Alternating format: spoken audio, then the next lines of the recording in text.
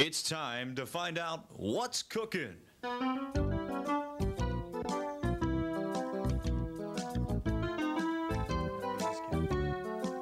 Here now is the head chef of the Pemberton Township Food Service Program and your host, Tim Paroli. Hello, welcome to What's Cooking. I'm Tim Paroli, and today we're going to show you how to prepare fresh mackerel. Preparing fresh mackerel or any other fresh fish that has the same body structure is basically the same procedure. So if you watch how to do mackerel, you'll be able to do any other type of fish that may be your favorite. Mackerel is a nice fish to learn on because they are very similar in their size. And I'm going to get one out for you to take a look. And they're symmetrical also. They're round all the way down. They don't have any odd shapes to them. And they're very, very simple. The bone structure is very simple. They're not real heavily boned. And their scales are so tiny that we don't even scale a mackerel. The scales on a mackerel only feel like a little bit of a rough surface. And that's the extent of it. And to even see the scales is almost impossible. So they're very, very tiny. You don't have to scale them, and they're plentiful. If you know anybody who's going out fishing or you want to go out, mackerel is the fish to go for. You will usually catch a lot, and if you're going to learn how to fillet, the best thing I can tell you after watching us is to try it yourself and then practice, practice, practice. And mackerel is very easy, and it will get you'll get your hand on mackerel. In other words, the feel of the knife as it goes over the bones, how to skin a fish, and if you mess them up really, really bad, they make great crab bait. So I want to show you how to do some mackerel. First of all, I always try to tell you types of knives that we're going to use, and the knife that I have here today is our trusty old French knife. You might know it as a utility knife. It's a very heavy bladed knife, and it's perfect for all around in the kitchen. If you don't have a knife like this and you want to get into some serious cooking, get one. It'll probably be the only knife you're going to spend any real money on, so make sure you get a decent one. The second thing is a steel. We use that to true or bring back the edge of our knives. It's sword shaped, it's got little ridges in it, and we use it on our knives like that. And that just keeps the edge of the knife right where we want it, nice and sharp.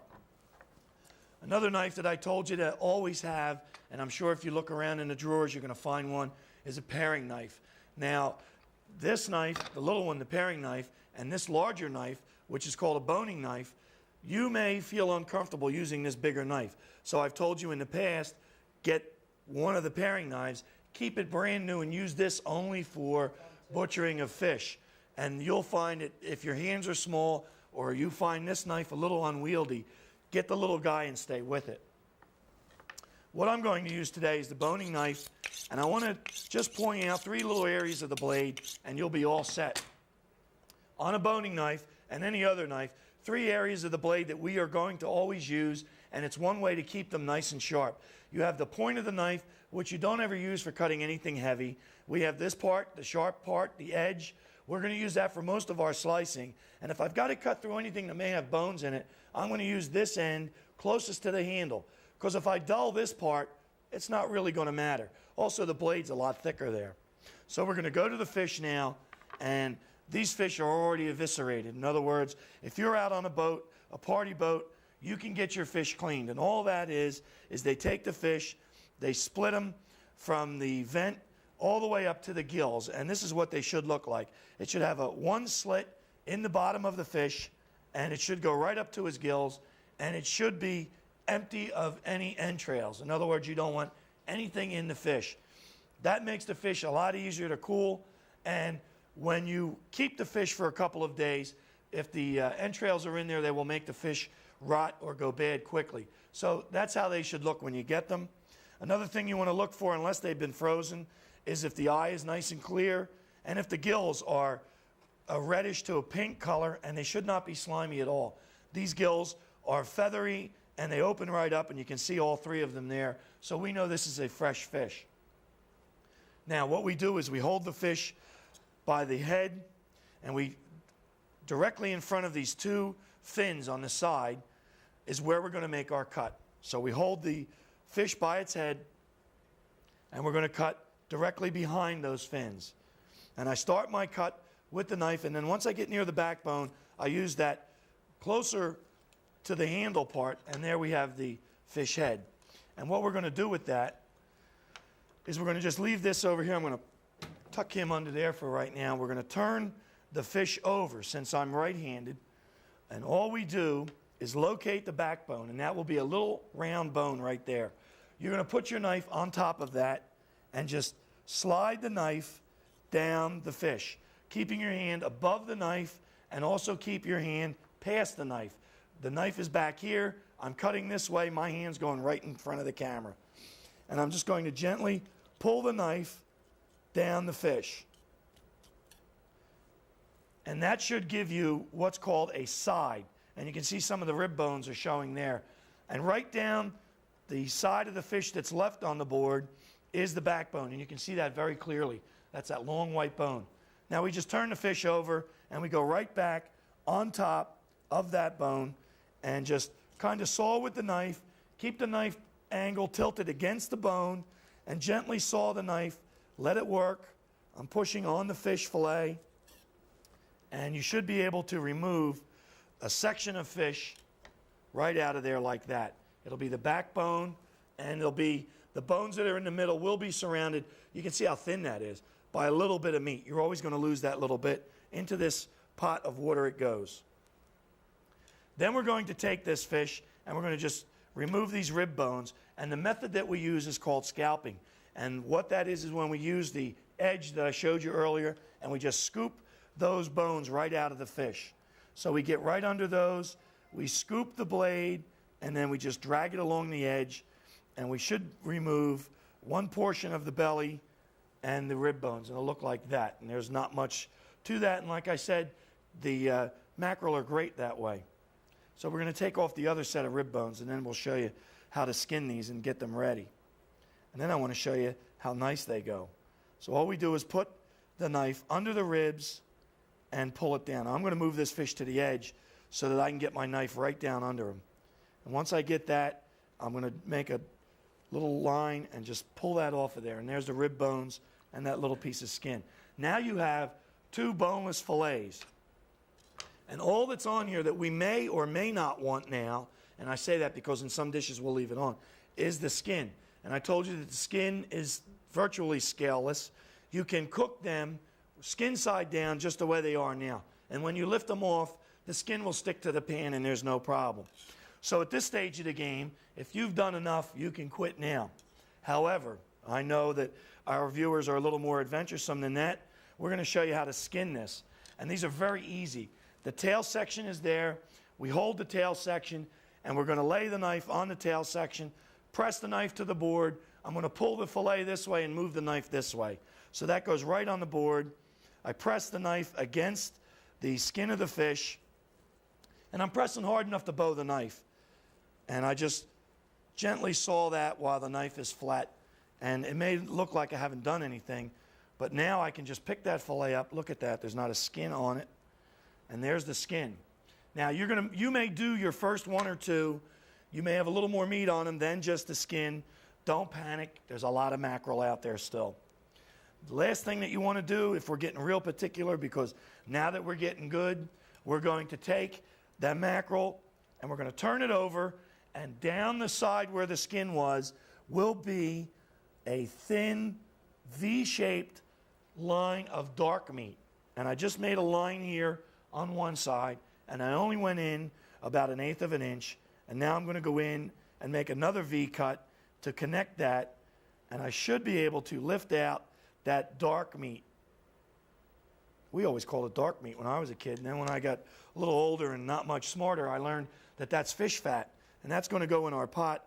And if mackerel or bluefish, for that matter, they're dark meated fish, are too strong tasting for you, you take that little strip of fish fat out, and you're going to find that your fish is very light in flavor. So if you're telling me, you're sitting there watching saying, yeah, but I don't like mackerel, try it the way we showed you today with the fish fat out. All right, so we're going to take the skin off of this one. So I have a little bit of fish to demonstrate. And we're going to throw the skin right in there. All right, and I'm going to do one more fish so that I have some to do, and I'm going to show you that I'm not going to rush through it. I'm going to just gloss over the steps that we did, and it's very, very simple. Remember, you don't cut towards yourself. Hold the fish by the head, cut directly behind those two fins, near the head's off. I don't put the heads in the stock because the gills are in there and it's going to make it too dark. With a different type of fish, I would use the heads.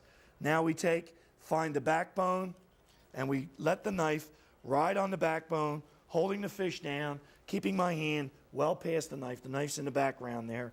And now we have a side.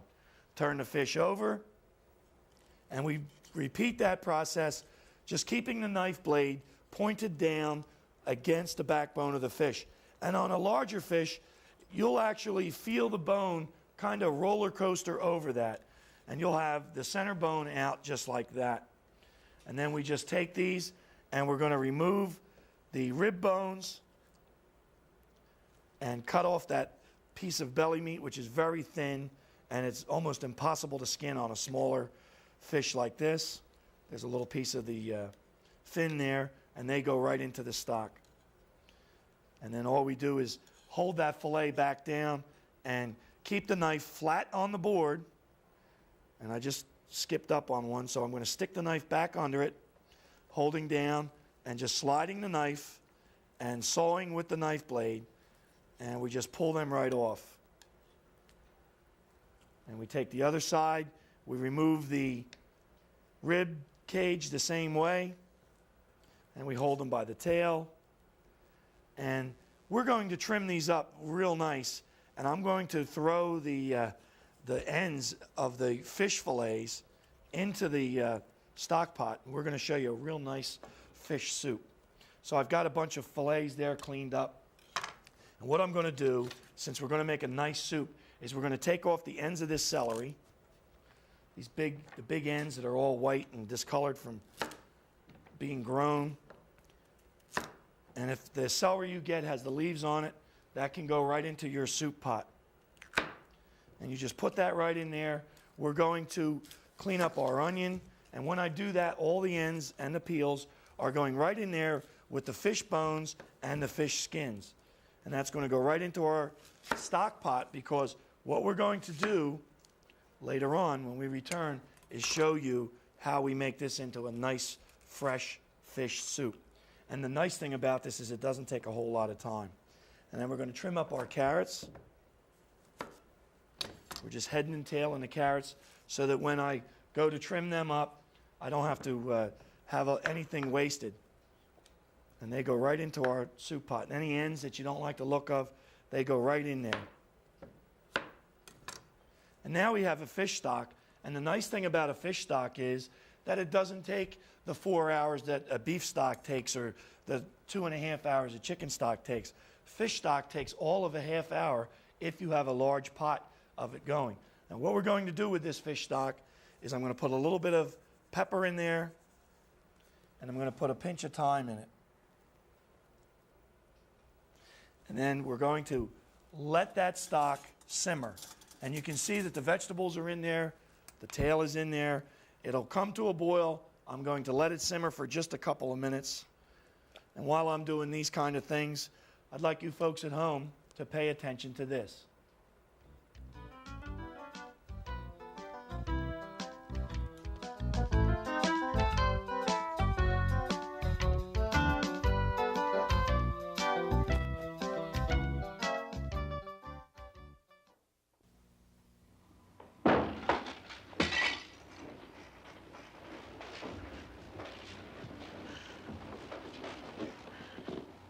Honey, it's Mom. Please let me in. I'm worried. Learn to see the signs of mental illness. 2 out of 3 people who get help get better. For a free booklet, call the American Mental Health Fund. Welcome back. What I have in front of me now is the fish stock. And all I had to do with that, once it came up to a boil, was to pick out all the goodies I dropped in there. And at the first half of the program, I told you how nice that was because how quick the stock cooked. It's also nice that after trimming up some of our fish, we keep the pieces and they can go in there, and we're going to keep some of them to saute.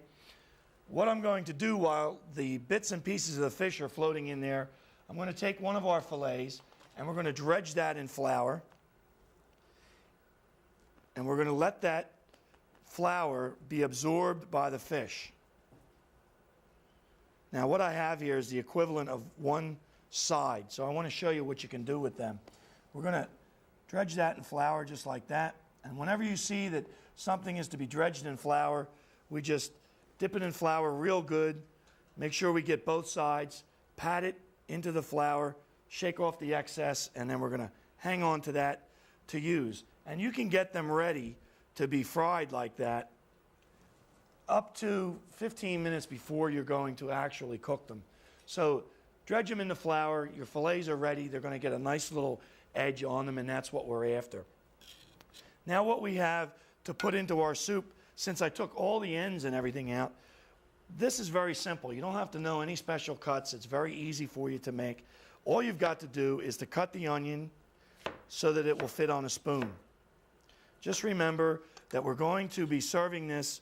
This is a soup, so we're going to make sure that everything we put in there will fit on a spoon. And you really don't want to have everything cut to perfection like some of the soups where we make sure everything is diced the same size. And because this type of a soup, we want you to enjoy it, and I want you, when you're making it, to try it. So this is kind of hassle-free. We're going to cut these carrots into 4. I'm going to cut them a little smaller because, as I told you, this is not going to take a whole lot of time. So anything that takes a while to cook, like carrots, we're going to cut them small so that by the time these other vegetables, the onion and the celery, are ready, that's going to be done. So we cut them small and just throw them in there. And we're going to cut some celery. And remember, it's only got to fit a spoon, so just cut them up. And you can see that the way I'm setting these up, you can keep your hand very far from your knife. You can relax, take it easy. And since you've cleaned the fish, if you're not going to use them right away, try the soup first, because this is a great way to get rid of all the bones and the extras from the fish, and just toss them all right in there and you're all ready to roll. And now we're going to, I'm going to taste this for you, and I'm going to tell you what I think it's going to need. And then we're going to put a little spinach in here. Oh, perfect. It's so flat I can't stand it. What we're looking for, the reason we don't put salt in a stock is if I were to cook this today and reheat it tomorrow and boil it a little while, and it were to reduce down, the salt would get too strong. So in the beginning, we didn't put any salt to it, and I'm going to add that now. And we're going to add a little more of the pepper, and I'm going to put a pinch of thyme in here. If you don't know what thyme is, I guess we can show you what it looks like. The best description I can tell you is that thyme looks just like grass seed. Now, if you haven't had an occasion to plant the lawn, it looks just like grass seed. And it is very, very strong. So when you're going to use this, make sure when I tell you pinch in a pot that's about a half gallon, put just a pinch in. Don't add any more thyme for at least 20 minutes, because thyme will build. And what that means is you may put a little bit of thyme in now and taste it and say, gee, it doesn't have enough. Throw more in. In a half hour, you're going to find that who put more thyme in there. It just gets stronger the longer that it is in the pot. So we've got our soup rolling along, and I'm going to switch these pans, but I just want to throw a little bit of the spinach, because I'm going to use this in our entree today. And since I have it, remember, fresh spinach, plunge it into cold water, pump it up and down a few times, then lift it out of the cold water and let it drain. And that will remove any of the sand that may be in the spinach. And fresh spinach, really, the only reason I use fresh spinach is because it cooks so fast. And with a soup, you can throw every part of the spinach in there. And that just goes right in there like that. Now, if you're making a soup and you are not sure that you're going to like it, you can make the soup lean towards something traditional. And you can string eggs into here now if you'd like, or anything like that. But we've got a lot of color in there, and I'm going to put him on the back burner for now. And while that soup is back there simmering, what I want to show you is that right after I let you folks go to a commercial, I took some of the fillets, and all I did was toss them into a pie pan. And what I did with those was to cook them in a little bit of water with a little bit of salt on them and a little bit of pepper. And they came out, and they are beautiful. Now, the reason I can say that is because we filleted them and we know how good they look. Right there are 3 little sides, and that is probably the easiest way for you to set up a broiled fish. Just put them in a shallow pan. If you don't like cleaning, you can do what I do, use the pie pans, toss them out. A little bit of water and a little lemon juice. Now, once they're done like this, if you have a lot of fish, you can take this right now, cool it down, and saran wrap it. This fish can also be cooled, pulled apart, and used just like tuna fish. We're going to take one of these fillets out of here. See, we can do that because we can make the fillets anytime we want now.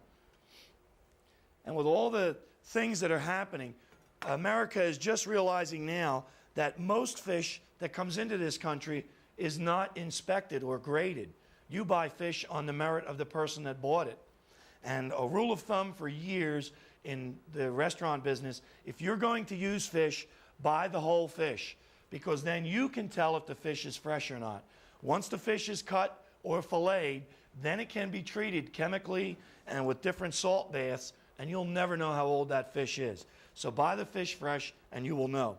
Now we take that fillet. That was really difficult. And you can see that it breaks up really nice, and that goes into our soup, and that's all ready to roll. Now that I have the soup done, I want to work a little bit on the entree.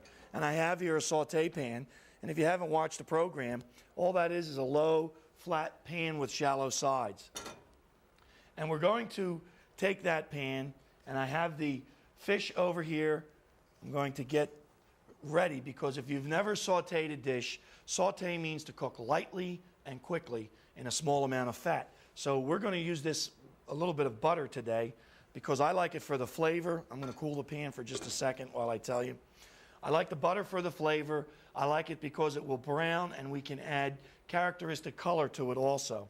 I'm going to put a little bit of onion in there because I really don't like the taste of mackerel. Now, if you love mackerel, leave out the onion. Now we have a half an onion, and all we do is cut all the way through half of the onion.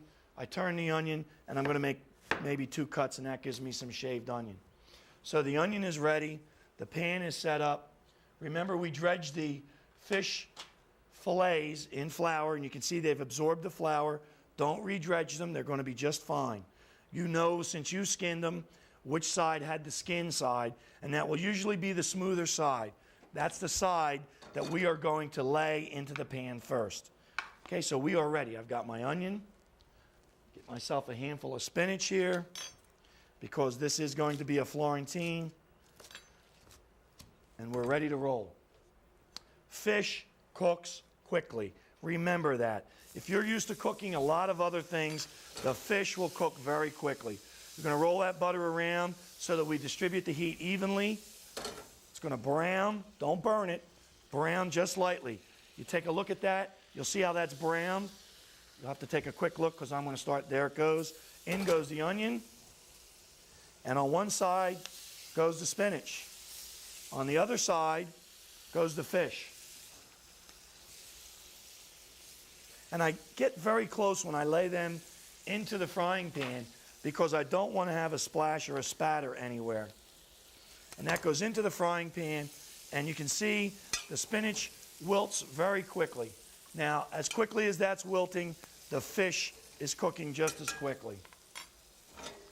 So I'm going to move that over, and I'm going to turn the fish. Fish is done the moment it breaks apart.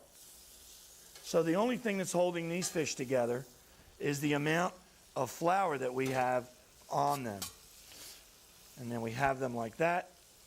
And then what I'm going to do is take one of my trusty little pie pans, and it's going right over top of that so I can set up to show you how these dishes will look. I want to, before I leave it though, I want to just give it a generous shot of lemon juice and get that on there, and that's going to steam that up. And that alone is going to cook that fish. So we've shown you today how you can make a very, very quick, fresh fish soup. And this is good for any fish that you're going to use. And if you made that the way we told you, you'll take a look there, and the fish pieces are hiding over here. There we go. You'll see that you should be able to see everything in that soup. When you take a look, you can almost see the bottom of the bowl there. And then we also showed you how you can take and just take those fillets.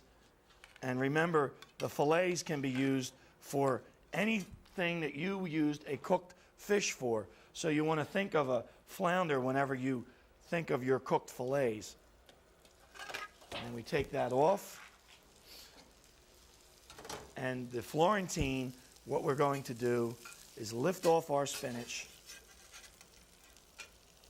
And that's going to be what we're going to set our fillets on. And remember that this portion that I'm showing you is just one side of the fish.